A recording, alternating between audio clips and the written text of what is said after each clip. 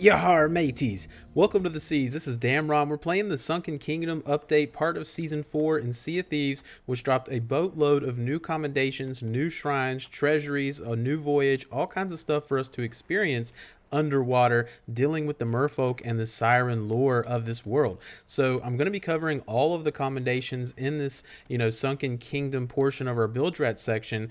Now I'm going to split it up amongst a couple videos because there's several different shrines, each of which have their own, secrets and journals that we need to find. In this particular video, we're going to cover Shrine of the Hungering. As I've mentioned in the previous videos, the one thing you need to take note is the coral message in a bottles. These can be found in similar places as normal messages in the bottle. You can find them washed up ashore. You can find them in barrels of plenty, sinking skeleton ships, all of that stuff like you could normally get, except they have coral on them. And these are actually going to give you quests that lead you to specific shrines or specific treasuries.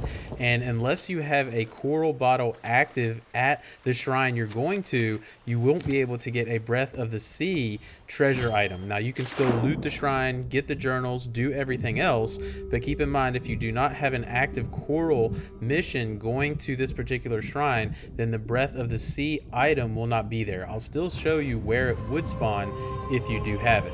So we're going to head to the Shrine of the Hungering. Again, it's on your map. I just showed you the location, which is in the wilds south of Marauder's Arch at Q5. So it's on your map. So once you go there, we're going to swim all the way to the bottom, and on the northern side, all the way at the bottom, you should see these bones kind of making an archway. And you're not going to be going into the main shrine yet. In fact, if you look to the north, you're going to see this cave that's going to lead to a beautiful underwater entrance that is going to take you swimming through this tunnel, lots of cool coral. But the first thing that we're going to get is our first journal. After you pass this ammo chest right here, you kind of make your first right. As you're swimming down the next path, there's going to be this vent right here on your left, so you know you're in the right area when you come across the first underwater vent. Once you pass that, look down into the sand of the underwater tunnel, and you're going to see a skeleton with our first journal sitting in his hand. Now, keep in mind, as we're progressing through this particular shrine, there are a lot of sharks. I try to clear them out as we're looking in certain areas, but there are sharks, say, in this tunnel that you're going to be swimming through. So progress all the way through this tunnel, and eventually you're going to come to this area where there's just a bunch of sharks. When I swam through, I was like, oh my god. But you're going to get into this large room. There's a bunch of sharks, okay? But don't worry, if they kill you, you will respawn in this room on a platform safely away from them. But if we look to the northwestern portion of the wall, you're going to see a siren mural similar to the Pirate's Life Tall Tales, and looking at them, you can see the one with the chain in his hand, his arm is in the down position. The one in the middle with the gem has his arm in the middle level, and the one to our right has the coral in his hand, and his arm is in the up position. So again, you can see that right here. So we need to make statues have their arms in the similar direction. That's what's in the mural.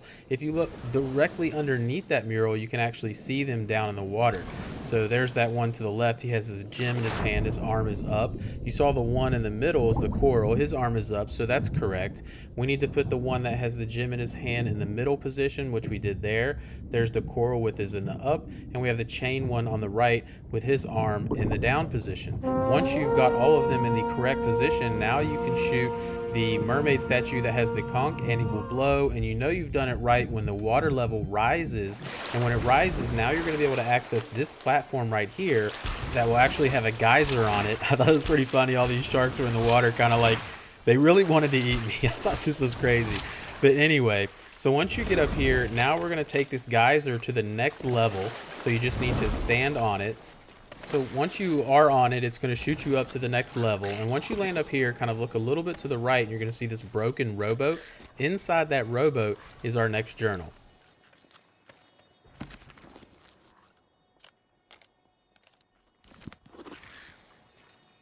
All right, so from this journal, if we took, just turn around and look to the southeast wall, we're going to see another mural on the wall with some more siren paintings. This one has the gem in the down position, it has the coral in the middle position, and the chain in the up position. And all of these are actually going to be on the platform that you're on. So you saw the coral there on the right with its arm correctly in the middle position, and then in the middle we're going to see the one with the gem in his hand. We need to get his arm in the low position, and then over to the left you can see the chain statue, and we're going to need to get his arm in the up position so that this matches the mural that's on that wall. Once you have them all in the correct position, now if you turn around and look up and across the way to the south, you'll see the mermaid statue that has the conch that we need to shoot. So if you shoot that again, you know, similar to the Pirate's Life Tall Tales, very similar. And once you have all of the statues in the correct position, shooting that one will activate the room and the water level will again rise.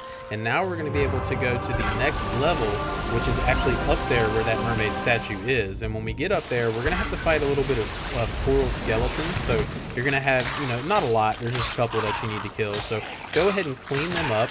And once you've kind of cleaned them up, another thing that you want to take note of is there's a lot of treasure in this area. So if you walk up your path, here is our mermaid statue, our merfolk statue. So throughout all of the shrines, just remember we can store our treasure in these statues and we will be able to collect them at the end of the shrine. You can store up to 20 items in them, so be sure you go around and collect all those. So again, from where we just killed all those coral skeletons, now we're going to continue along the path. So there was the statue. You're going to go up this kraken's bone and up to the next level, and there's some more treasure in that alcove. But once you progress up this broken mast, as soon as you get up here, just go straight in front of you and you're going to find our third journal laying in this wood pile.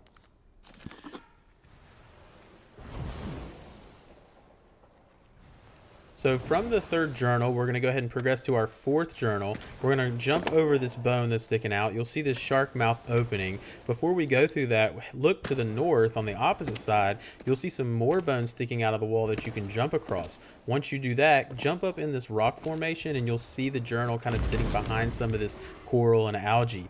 That one's a little bit tricky to find. Now keep in mind there are some coral skeletons and things in this area. I have cleaned it up and killed them, so you will need to kill a few enemies in this area. Now from the fourth journal, we're going to head back across these bones that are sticking out, and this time we're going to progress through that shark's mouth. And so you can look up above the mouth and you'll see a thing you can shoot that's going to allow you to deactivate that barrier, and you're going to be able to go through that. Once you do that, you'll see another barrier that you need to go through.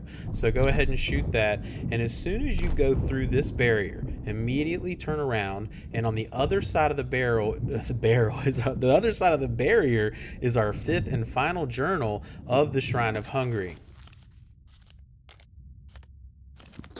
So now that you have the fifth and final journal, you're actually in the final room of this shrine. So there's a bunch of treasure around here. You know, there may be some sharks that you need to deal with, but there is some treasure. There's another merfolk statue that you can give your treasure to.